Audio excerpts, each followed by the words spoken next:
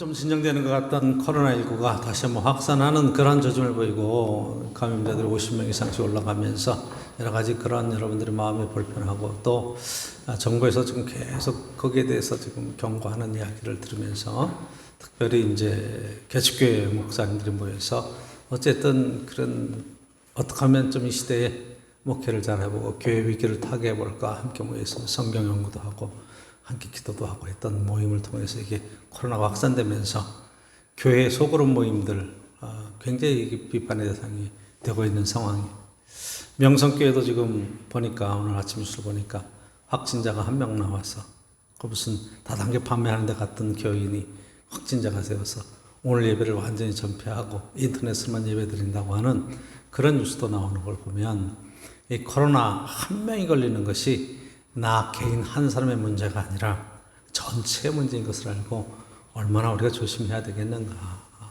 그런 것들을 더 많이 생각하게 됩니다. 그래서 오늘 교회를 나오려고 마음의 결심을 하고 준비했던 교인들도 아마 좀 자제해야 되는 게 아니냐 그런 생각을 할 수도 있어요.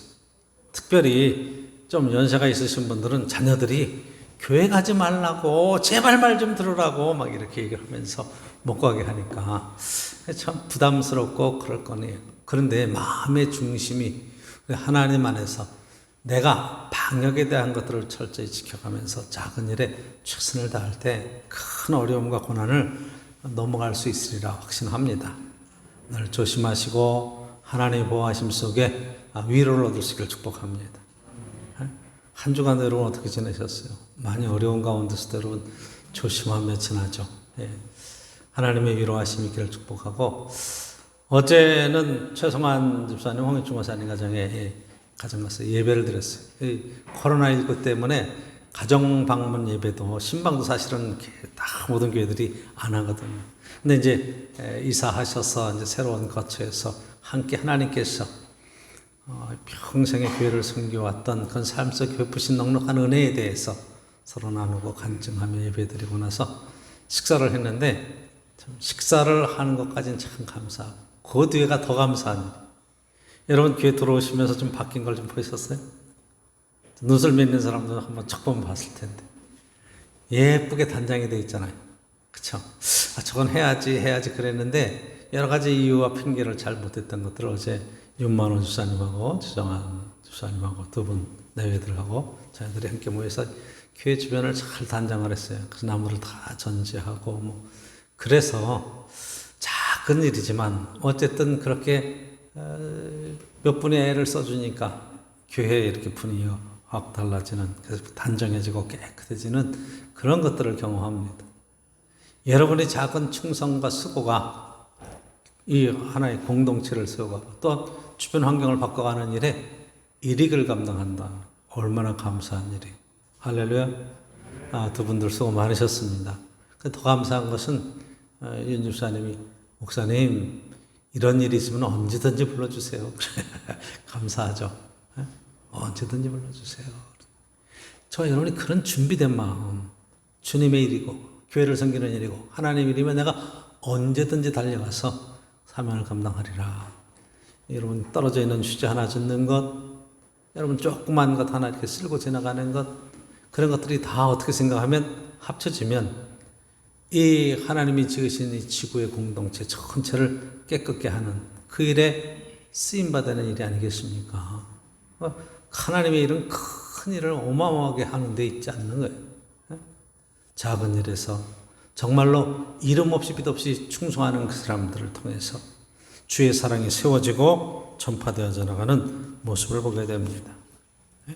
한 나라의 흥망성쇠는 그 나라 대통령이나 왕이 어떤 정치를 잘했느냐, 어떤 정책을 통해서 부강한 나라와 강력한 나라를 만들었느냐, 여러분 그렇게 볼 수도 있지만 그렇게 세워졌던 나라들은 역사 속에서 다 패망하고 쇠퇴해지고 말았어요.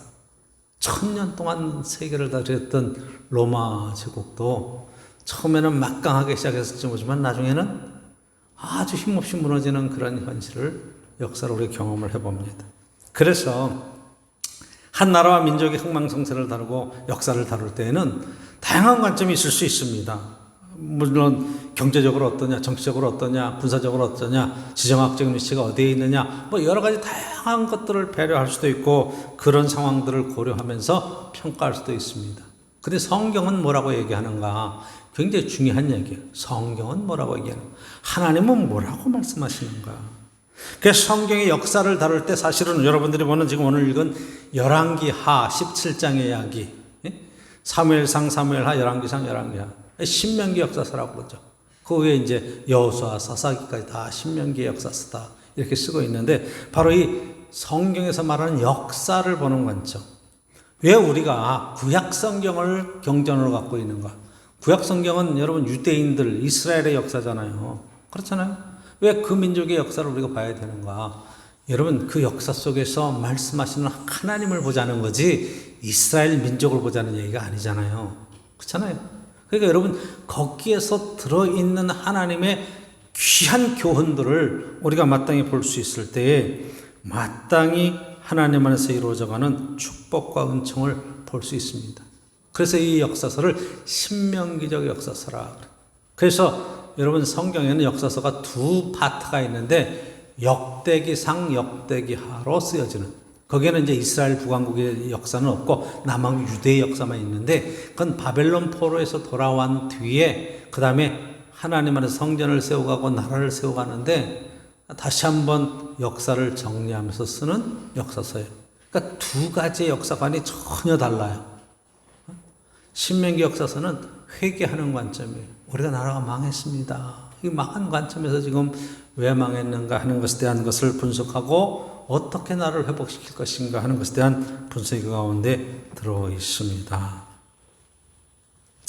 그래서 제가 이제 주보에는 이렇게 말씀을 써놨습니다만은 여기 보면 신명기 29장 25절 28절 말씀이 거기에 들어가 있어요.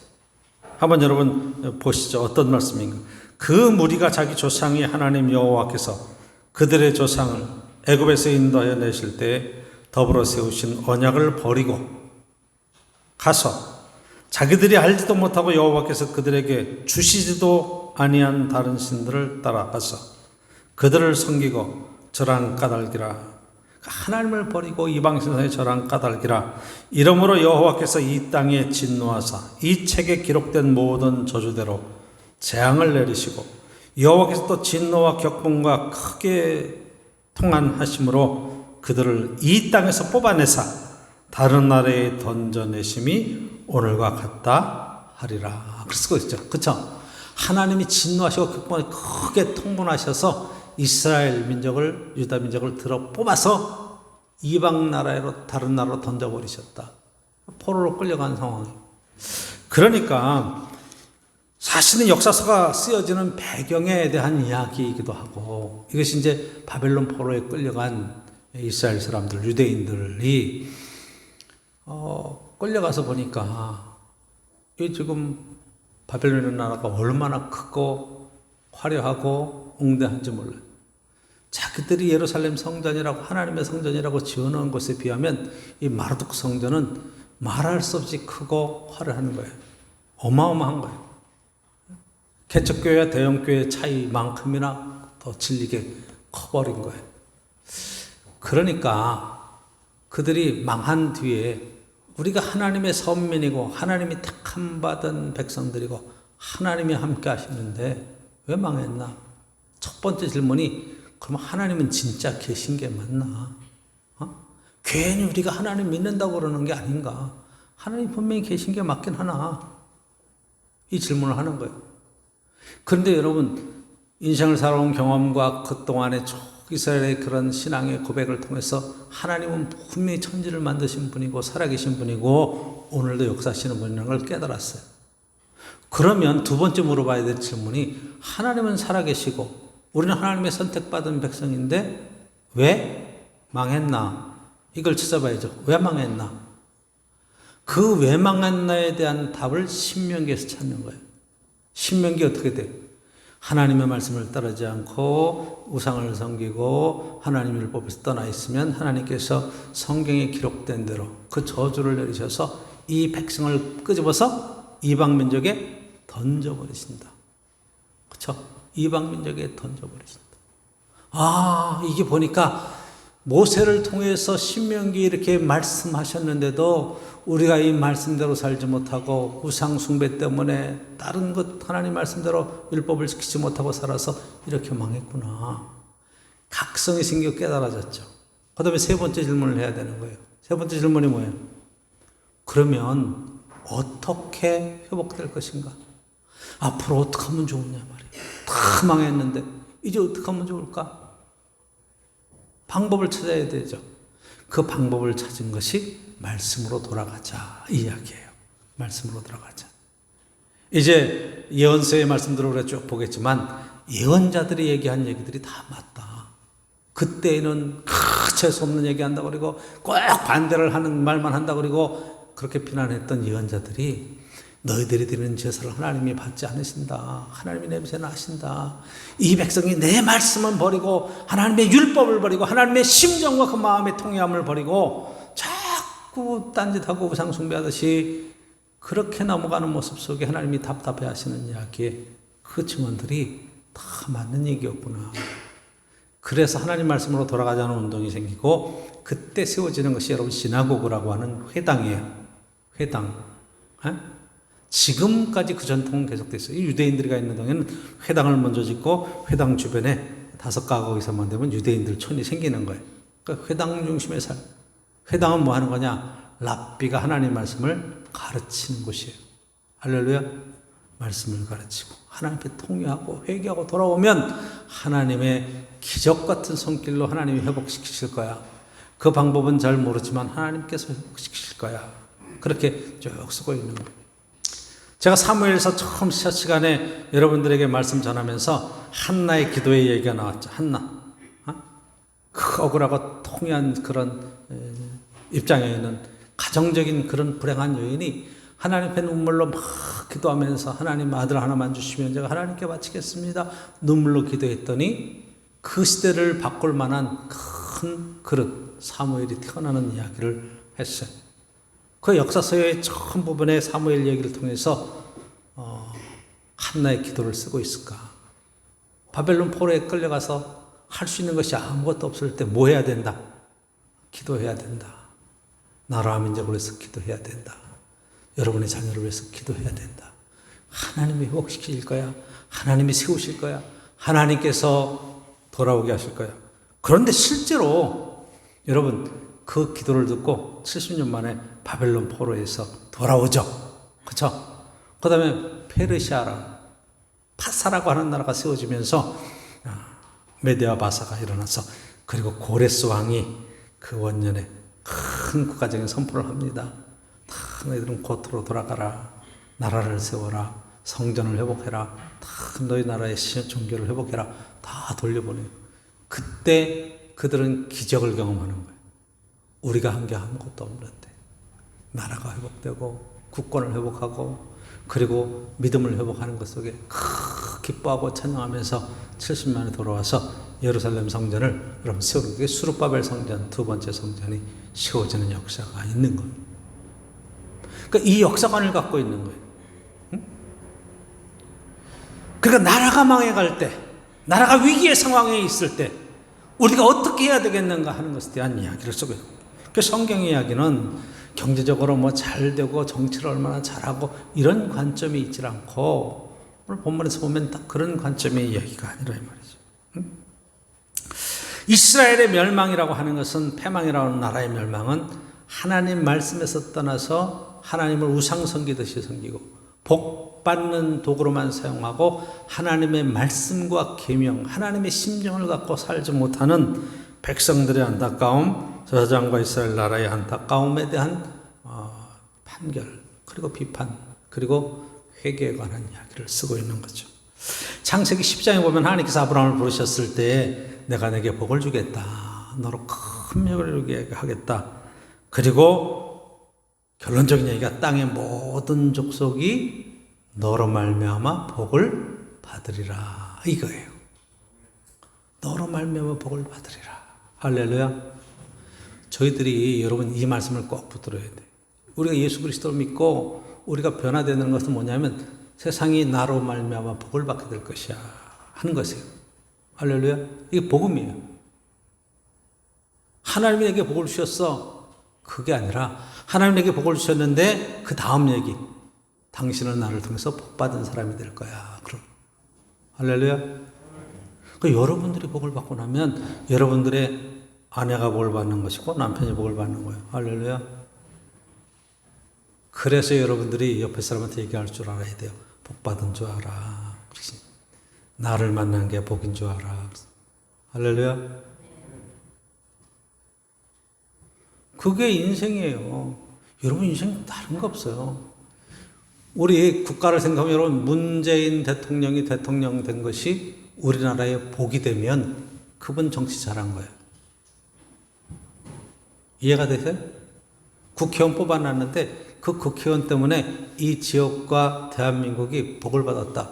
그러면 우리가 사람을 잘 세운 거예요. 난 그 사람 만나서 내 인생이 굉장히 복되고 행복하다. 여러분 인생 잘 산 거예요. 근데 거꾸로 여러분들이 이렇게 얘기를 할 때 내가 그 사람을 만나서 그 사람이 나 때문에 굉장히 행복하고 지금 잘 살고 있어. 여러분 인생을 잘 사시는 거예요. 도둑놈 사기꾼 만나면 어떻게 되겠어요? 그 사람 만나면 망하는 거죠. 그렇죠? 망하잖아요. 사기꾼 만나면 망하잖아요. 근데 왜 망해요? 그 사람이 나한테 복을 주지 않고 해를 끼치죠. 경제적으로 육체적으로 뭐 강도 만나고 그러면 여러분 육체적으로 장애를 당하고 해를 당하잖아. 그 인생을 잘못 산 거예요. 누가 잘못 살아? 그 당한 사람이 잘못 산 게 아니라 강도나 사기나 도둑질하는 사람이 인생을 잘못 살고 있어요. 남한테 불행을 끼치는 인생을 사는 것은 인생을 잘못 사는 거다 이 말이에요. 이 관점을 아시겠죠? 그러니까 여러분 내가 교회를 다니고 신앙생활을 한다는 것은 하나님께서 복받은 이 귀한 것들을 함께 나누며 베풀며 산다. 그게 있어야 돼. 근데 그건 내 힘으로 안 돼요. 내 의지로 안 되는 거예요. 그래서 성령께서 함께 하시고 하나님의 권능이 함께하고 하나님의 능력이 함께하면서 이 복을 전하는 사람이란 말이죠. 할렐루야. 여러분 이 교회에 다니면서 여러분들이 참 교회 나오길 잘했다. 의왕제일교회 참 좋은 교회다. 그렇게 고백이 있어야 돼. 할렐루야. 그런데 우리 교회 교인들이 참 좋은 게 아니라 여러분들이 생각해야 될 것은 내가 그 사람들에게 너무 잘해줘서 사람들이 너무 행복해하는 걸 보고 내가 참 좋은 교회 다녀서 감사하다. 그래야 되는 거예요. 복 받은 사람이 아니라 복을 베푸는 사람, 복을 주는 사람. 성경 이야기는 바로 복은 어디서부터 온다고? 하나님이 주시는 거예요. 이 복을 누구는? 나누는 거예요. 조회로는 축복의 통로라 이 말이에요. 이 사명을 붙들고 성경을 보면 이스라엘이 왜 망했는가 금방 아시죠? 이스라엘은 왜? 하나님의 복받은 백성이 됐어. 선민이 되었어. 그래서 그 가나안 땅에 들어가서 하나님 나라의 축복을 모든 민족에게 베풀고 나눠줘야 되는데 어떻게 됐어요? 자기만 구원받았다고 그래. 나만 선민이라고 그래. 타 민족들을 갖다 우습게 알고 정죄하고 그렇게 도도하게 살았어. 하나님이 원하시는 것. 그러니까 하나님 누구를 징계하시는 거예요? 세상을 징계하시나? 이스라엘을 치시죠. 이스라엘을 치시는 거예요. 이게 여러분 신앙생활 제대로 하지 못하면 깨지는 거라고는 이야기를 역사서를 통해서 우리에게 보여주는 거예요. 그래서 저와 여러분들이 이 땅을 살아가는데 이 귀한 사명을 잃어버리면 그걸 잊어버리면 뭐를 잃는 거예요? 우리가 이 땅에 존재할 이유를 잊어버리는 거예요.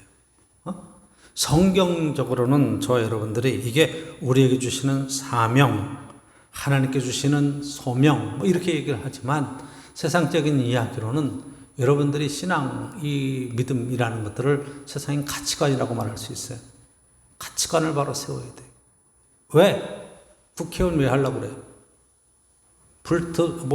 불체포 특권을 누리고 거기서 많은 이권에 개입해서 그거 평생 연금 받고 한번 그런 생각, 이기적인 생각을 갖고 이런 사람들이 국회의원이 되고 나면 여러분 국회의원이 왜 되려고 그래요? 난 그 국회의원 되는 사람들의 그 입에서 나오는 그런 이야기들이 아주 독한 얘기들이 많아. 막 마음이 아파요. 저리저리해. 야, 저런 생각을 가지고 국회의원이 돼가지고 이 나라 앞날이 어떻게 될까 싶은 굉장히 막 정의롭고 의로워 하는데 입에는, 그 마음에는 분노가 가득 차 있어. 아니, 안타까움이 가득 차 있고 사랑이 가득 차 있고 이 대한민국, 이 시대를 어떻게 이 민족을 세워갈까 하는 그런 것들이 가득 차서 좀 눈에서 눈물이 좀 펑펑펑펑 날 수 있는 그런 지도자들이 세워졌으면 좋겠어요. 어떻게 하면 좋겠는가 이거를, 어떻게 해결해가고 살아갈까? 그런, 한번 여러분 생각해 보세요. 상대방을 비난하면서 도끼를 품고 하는 얘기를 보면 너무너무 안타까워요. 여당, 야당 대표들이 나와서 하는 얘기를 봐도 바로 그런 얘기잖아, 한번. 그러니까 이 호국의 달, 나라와 민족을 위하는 이 절기에 여러분 크게 얘기할 게 없어요. 왜? 각각 자기의 분량이 있잖아. 저와 여러분들은 대통령도 아니고 국회의원도 아니고 장관도 아니야. 그 사람들은 그 직위에 있기 때문에 그 직위에서 맞는 역할을 해야 될 책임이 있는데 그걸 못하면 하나님 앞에 심판받을 거예요. 그러니까 저와 여러분들은 한 가정의 가장으로서 가정을 세워가는 일에, 정말로 가정을 행복하게 만드는 일에 사명자로 세워지는 거고, 교회에서 여러분 순수하고 섬겨가는데 여러분 섬기는 그 일로 하나님 앞에 칭찬받는 역사가 있으면 되는 거고. 할렐루야. 그쵸? 내 앞에 앞가림도 못하는 사람이 어떻게 국가를 다스리고 나라를 다스리겠어요? 이게 문제가 심각한 거죠. 그래서 여러분 성경의 관점은 그 왕이 어떤 입장에 서 있는가 하는 게 중요해요. 경제적으로 얼마나 나를 풍족히 하는가, 뭐 정치적으로, 뭐 군사적으로 얼마나 막강한 활약을 가지고 뭐를 했느냐, 이 차원의 얘기가 아니라, 그래서 오늘 여러분 17장 오늘 본문에서 2절에 보시면 호세아가 이제 이 북왕국 이스라엘의 마지막 왕이에요. 마지막 왕. 나라가 망해갈 때 마지막 왕. 2절에 보시면 첫 번째 이야기는 이겁니다. 여호와께서 보시기에 악을 행하였으나 하나님 보시기에 악했다. 그렇죠? 이 판단이 뭐예요? 이 기준이 뭐예요? 하나님 안에서 하나님 맡겨진 사명을 얼마나 감당했는가, 말씀대로 하나님의 율법대로 하나님의 뜻대로 얼마나 나라를 세워갔는가, 신앙으로 세워갔는가, 이 가장 기본적인 얘기가 아니겠어요? 그러니까 평가는 여기에 있어요. 그래서 여러분 열왕기나 이렇게 쭉 보면서 여러분들이 뭐 남왕국 유다나 북왕국 이스라엘을 가서 왕들에 대한 이 업적들을 볼 때 그가 하나님 앞에서 온전하고 정직하고 믿음으로 행했다라고 하는 칭찬을 받는 왕들은 별로 없어요. 하나님 앞에 악했다, 여호와께서 보시기에 악했다. 오늘도 동일한 평가가 우리가 있겠죠. 그렇죠? 여호와 보시기에 어떨까 나는.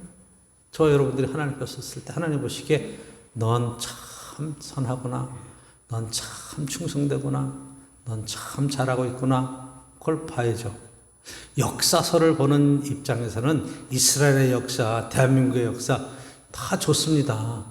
다 좋아요. 그런데 분명한 것은 이 평가의 기준을 가지고 오늘 살고 있는 이 시대를 보고 나를 볼 수 있어야 돼. 중요해. 그쵸? 나에게 적용이 되지 않은 말씀은요, 옛날 이야기야. 그쵸? 옛날에 이스라엘이 그랬다더라. 뭐 마지막 왕이 호세아였는데 어떻게 망했다더라. 그게 뭔 상관이 있어. 오늘도 여러분 하나님 앞에 내 삶을 세워갔을 때 내가 하나님 앞에 악한가, 하나님 앞에 정직하고 선한가, 이거에 대한 평가로 삼고 인생이 하나님 은혜 가운데 보호함을 받고 인정을 받느냐, 하나님의 정죄함을 받느냐, 이게 세워지는 거잖아요. 그렇죠? 하나님 보시기에 참 선하다, 너 잘하고 있구나, 할렐루야. 이 평가를 들을 수 있기를 축복합니다. 그럼 여러분들이 물을 거예요. 에이 목사님, 그런 사람이 어디 있어요. 다. 그래서 예수 그리스도의 십자가의 은혜가 필요한 거잖아요. 그렇죠? 그분이 십자가에서 죽으셔서 우리의 모든 죄와 허물은 다 감당하시고 대신 우리에게 새로 시작해 보는 거야. 한번 열심히 해보는 거야. 그렇게 계속 말씀하시잖아요. 네? 그러니까 십자가의 은혜를 붙들고 하나님 앞에 정말로 겸손하게 십자가를 붙들었다는 예수 그리스도께서 내 안에 계신 거고 내가 성령 안에 있는 것이고 내 힘과 내 능력으로는 감당할 수 없지만 하나님 주신 은혜로 내가 오늘 하루의 삶을 살아가면서 정말 성실하게 최선을 다해서 그렇게 여러분 칭찬받는 역사가 있기를 간절히 축복합니다. 여호와께서 뭘 보시는 거예요? 오늘 본문에 여러분 7절, 8절 한번 보십시오. 그래서 하나님께서 이게 지금 망하게 되었는데 7절, 8절 함께 읽어봅니다. 시작. 이 일은 이스라엘 자손이 자기를 애굽 땅에서 인도해 내사 애굽의 왕 바로의 손에서 벗어나게 하신 그 하나님 여호와께 죄를 범하고 또 다른 신들을 경외하며 여호와께서 이스라엘 자손 앞에서 쫓아내신 이방 사람의 규례와 이스라엘 여러 왕이 세운 율례를 행하였습니다. 아멘. 하나님이 세우신 율법이 있어. 하나님이 세우신 법이 있어. 하나님이 세운 율례가 있어. 하나님의 법에서 떠나서 뭔 법을 따른 거예요? 이방 사람들이 세운 규례, 이스라엘 왕들이 세운 율례를 따랐다. 왜곡되는 거예요. 뭐가 왜곡되겠어? 하나님의 말씀과 법이 그 시대의 시대 풍조를 따서 왜곡되어 버리는 거예요. 지금 여러분 굉장히 중요한 위기에 우리가 처해 있어요. 어떻게 생각하면 여러분 나라가 이제 이 호국의 계절에 우리나라의 정통성이라고 하는 것 자체가 정당이 바뀌고 정권이 바뀔 때마다 왔다 갔다 해요. 자기 입맛에 안 맞으면 다 버리는 거, 입맛에 맞는 걸 탁 하려고 그래요. 그게 어떤 정당이 됐든지 저는 상관없어요. 자꾸 왜곡시키려고 그래요. 그러니까 역사적인 사실은 있는 거는 있는 대로 얘기하고 거기에 대한 해석은 다양할 수 있어요. 그러나 그 보편적으로 갖고 있는 생각들을 하나님 안에서 하나님이 이 땅에 주신 그 인간의 가장 기본적인 권리와 삶의 모습들이 있잖아요. 그런 것들을 기본으로 지켜가는 그런 게 중요하죠. 사람이면 마땅히 해야 될 일들에 대한 이야기들. 이런 것들이 우리에게 꼭 필요한데 내 편이면 괜찮고 상대편이면 어떤 의견에도 퇴치해버리려고 하는 그런 생각들 자체가 이 나라를 둘러가려고 편가리가 되고 뭐 이렇게 막 여러 가지 어려운 일들이 생기는 것은 편협된 생각 때문에 그래요. 저는 적어도 지도자가 된다는 것은 이 통합의 이야기 속에서 함께 어우러져 가야 된다고 믿는 사람입니다. 그래서 여러분 제가 의왕제일교회 작은 교회 뭐 이렇게 큰 교회는 아니면 목사 담임 목사로서 저희 교회는 여당도 있고 야당도 있어요. 이 위치가 여당과 야당이 바뀌기도 있고 다 이렇게 자기 정적인 성향이 다 다를 수도 있어요. 또 사회를 보는 입장이 다 다를 수도 있어요. 아주 보수적인 사람도 있고 진보적인 사람도 있고 있어요. 그러나 제가 어떤 편이다 이렇게 얘기 안 하는 것은 여러분 이쪽에도 옳은 얘기 있고 저쪽에도 옳은 얘기, 저쪽에도 틀린 얘기 있고 이쪽에도 다른 얘기들이 있어요. 그러니까 제가 말하는 것은 성경의 관점, 하나님 안에서 마땅히 이 시대를 볼 수 있는 신앙적인 눈으로 시대를 여러분 분별할 수 있어야 된단 말이에요. 그리고 그것이 여러분 신앙은 정치와 경제와 사회적인 모든 제도를 뛰어넘는 하나님의 더 크고 보편적인 가치인데 이걸 자꾸 정치에 이용한다든가 경제적인 것을 이용한다든가 이렇게 해서 끌어내리면 굉장히 피곤한 일이 됩니다. 고린도 교회에서 제일 큰 문제가 편이 갈라진 거였어요. 아볼로파, 바울파, 뭐 게바파, 막 어떤 사람은 그러니까 에이 난 이 파도 저 파도 아니야, 난 그리스도파야. 그러니까 사도 바울이 우리가 언제 그리스도의 몸이 갈려졌느냐? 게바가 우리를 구원했느냐? 아볼로가 구원했느냐? 예수 그리스도 한 분 안에서 하나의 공동체를 이루는 것이 우리의 꿈이 아니냐? 그렇죠? 더 큰 가치를 가지고 여러분들이 서로 배려하고 존중하는 모습이 있어야 돼요. 이게 굉장히 중요한 거예요. 더 큰 가치 안에서 하나님 안에서 이 역사가 그러니까 하나님 보시기에 어떠한가 이 물음을 해야 된다 이 말이에요. 어적인 정치적인 견해나 경제적인 견해가 아니라 그래서 이방인들의 규례와 이스라엘 여러 왕들이 세운 율례를 행하였더라. 아니에요. 하나님 말씀대로 하나님의 율법의 말씀대로 하나님의 법대로 행하였더라. 이렇게 돼야 맞는 거예요. 그러면 안 망해요. 할렐루야. 저 여러분들이 하나님의 법이 우리의 신앙생활과 삶의 기준이 되는 복된 신앙생활을 멋지게 살아낼 수 있기를 간절히 축원합니다. 우상 숭배는 하나님을 떠났다는 거예요. 하나님을 복 주시는 존재로만 알고 우상 숭배의 제일 큰 약점은 하나님 앞에 받은 복을 함께 나누고 베풀고 축복의 통로가 되는 데는 실패한다는 거예요. 나만 안다는 거예요. 우상숭배. 그렇죠? 기독교는 우상숭배를 배격합니다. 나만을 배격합니다. 우리 함께 모두 잘 사는 나라, 우리 모두 행복한 나라. 나만 하나님의 은혜 받고 구원받고 행복해서 천국 가면 되지가 아니라 나와 당신이 함께 행복한 가정, 행복한 이웃들과 함께 꿈꾸는 나라를 저와 여러분들이 몸소 실천하고 이루어갈 수 있기를 간절히 축원합니다. 이게 굉장히 중요한 거예요. 이거 안 되면 신앙생활 여러분 헛한다고 생각해도 돼요. 두 번째, 지금 이 호세아 왕이, 이게 지금 마지막 왕, 이스라엘의 마지막 왕이 망하는 이유가 뭐냐. 3절 보면 이렇게 쓰고 있어요. 아수르 왕 살만에살이 올라오니 호세아 그 중에 종이 되어 주공을 드렸다. 그래서 지금 약소한 나라가 지금 할 수 있는 방법은 하나님께 조공을 드리면서 관계를 맺는 거였어요. 자, 그런데 4절에 보니까 그가 애굽 왕 소에게 사자들을 보내 해마다 하던 대로 아수르 왕에게 조공을 보내지 아니하고 아수르 왕이 호세아가 배반함을 보고 그를 옥에 감금하여 두고 배반했어요. 평소에 맺고 있던 좋은 관계를 떠나서 또 새로운 관계를 맺는다고 했는데 그게 지금 여러분 신흥 떠오르는 아수르를 지금 흘러간 애굽의 그가 당할 수가 없는 거예요. 여러분 이게 굉장히 중요해요. 정치적인 판단, 국제적인 판단이 굉장히 중요하죠. 이스라엘 나라라고 하는 것이 지정학적으로 그런 거예요. 여러분 북쪽에는 다 아는 것처럼 메소포타미아 문명이 있고 남쪽에는 이집트의 문명이 있고 이쪽에는 유럽에 여러분 잘 아는데 헬라, 로마가 있고 그러니까 사방에서 지금 들어오는 길목과 같은 역할이에요. 대한민국 참 불쌍한 나라 중에 하나입니다.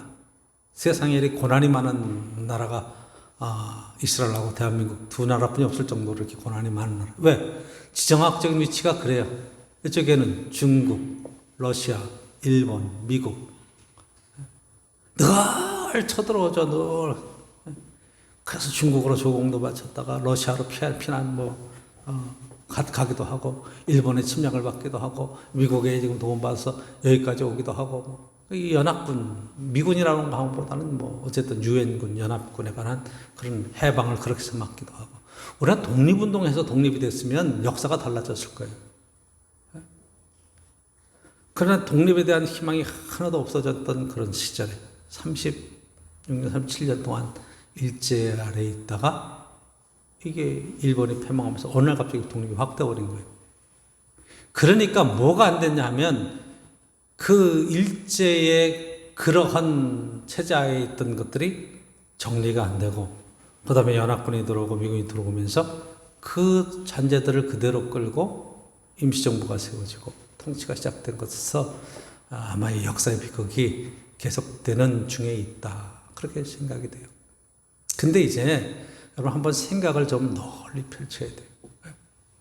하나의 그런 틀을 만들어 놓고 그냥 막 몰아놓는 그런 것이 아니라 우리가 그 역사의 단편 속에서 되어지는 그 어쩔 수 없었던 그런 상황 속에서의 삶의 이야기는 여러분들이 정리할 것은 정리하고 새롭게 나가야 될 부분은 새롭고 언제까지 과거에 매달려서 앞으로 나갈 길을 계속 막고 있겠는가 하는 것이다. 이스라엘 백성들이 바벨론 포로에서 나라가 망한 뒤에 과거를 잽싸게 정리했는데 지금 정리하는 입장이 이게 회개하는 거예요. 하나님 앞에 우리가 이런 죄를 졌습니다 하는 거예요. 근데 우리가 죄를 졌습니다가 아니라 더 나아가서 우리 조상들도 하나님 앞에 이렇게 죄를 짓고 믿음으로 살지 못했습니다 하는 신앙 고백을 담은 것이 역사서라 이 말이에요. 여러분 회개는 철저하게 해야 돼요. 그리고 하나님의 그 큰 은혜로 용서하는 게 필요하고 그리고 그 용서를 넘어서 새로운 비전의 이야기를 하는 게 중요하다 이 말이에요. 이게 이제 중요해요. 역사는 앞으로 발전돼 나가는 거지 뒤로 퇴보해 가는 것은 절대로 아니기 때문에 그런 거예요. 자, 역사적인 판단을 잘못합니다. 호세아 왕이 이게 지금 아수르의 신흥국 안에서 지금 이 나라를 세워갈 수 있고 힘을 길러갈 수 있고 하나님 말씀 안에서 새로운 길을 찾아야 되는데 지금 과거에 연연해가지고 넘어가면서 지금 이 살만에살이 지금 쳐들어와서 지금 사마리아 성을 3년 동안 포위하고 있는 거예요. 그러니까 사마리아 성이 완전히 그냥 무너져요. 그리고 한 가지 더 이야기하는 것은 이 포로로 끌려갈 때 여러분들이 한 나라를 싹 청소를 해버리는 방법을 아수르는 쓴 거예요. 그게 지금 오늘 본문에 여러분 보면, 여러분 6절에 보면 호세아 제9년에 아수르 왕이 사마리아를 점령하고 이스라엘 사람을 사로잡아 아수르로 끌어다가 고산 강가에 있는 헬라와 하볼과 메대 사람이 여러 고을에 두었다. 다 끌고 가서 다 흩어버린 거예요. 그 이스라엘 땅은 지금 빈 땅이 돼요. 거기 아닌 블레셋 사람, 팔레스틴 사람, 이방 민족이 들어와서 살고. 그래서 인종청사대 나라를 완전히 없애버린 거예요. 그래서 역사적으로 이후에 이스라엘이라고 하는 나라는 없어져 버렸어요. 남한국 유다만 남아서 여러분, 유대인들의 역사, 그리고 유대인의 나라가 세워지는 그러한 이야기로 이제 역사가 흘러가죠. 바로 이게 하나님 앞에 비극이 디아스포라가 돼서 세계에 곳곳으로 흩어져. 그런데 너무 신기한 것은 이 흩어졌던 이스라엘 사람들, 유대인들이 1948년에 다시 나라를 세우죠. 그쵸? 영국이 주도한 이스라엘의 회복 운동에 관한 이야기. 그래서 지금 팔레스타인 땅에다가 나라를 세워줬어요. 그 전 세계에 흩어져 있던, 2차 세계대전에 흩어져 있던 이스라엘 사람들이 모여서 지금 이스라엘 나라를 하고 있어요. 그게 가능한가요?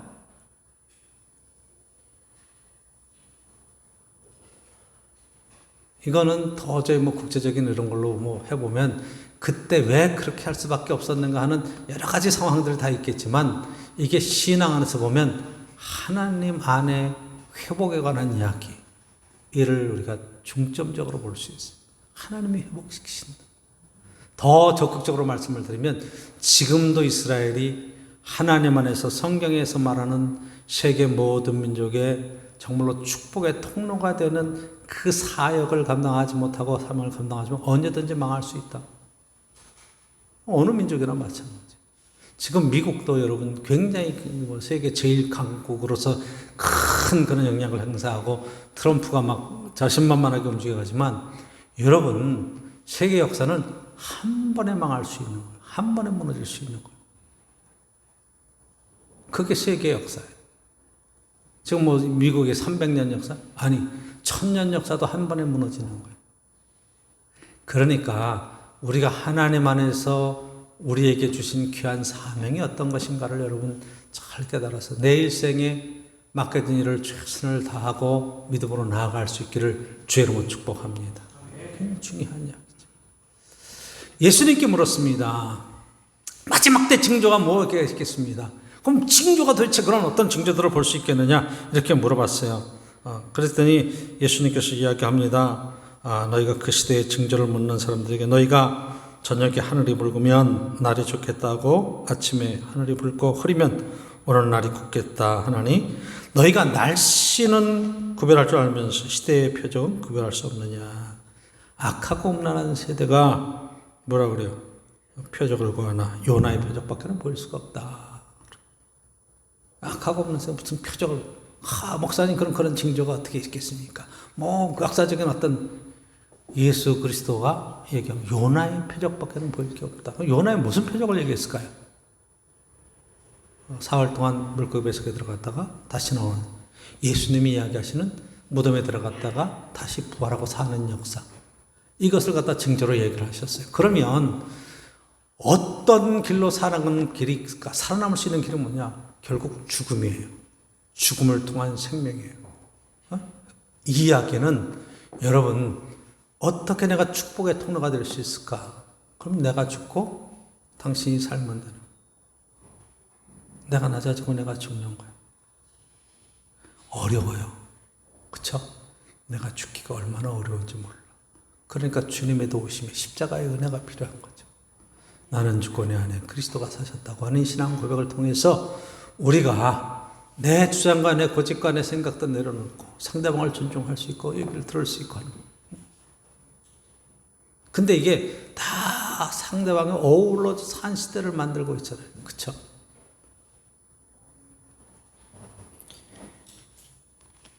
오늘도 저 여러분의 삶 속에 정말로 내 안에 살아계신 그리스도, 이 땅으로 살아야 될 기본적인 가장 중요한 이유가 무엇인가를 한번 보시면서 나라와 민족을 위해서도 기도하시고 이 나라가 하나님의 축복 속에서 번성할 수 있는 은총을 저와 여러분들의 그런 헌신과 눈물과 기도로 이루어갈 수 있는 씨앗이 될 수 있기를 간절히 축복합니다.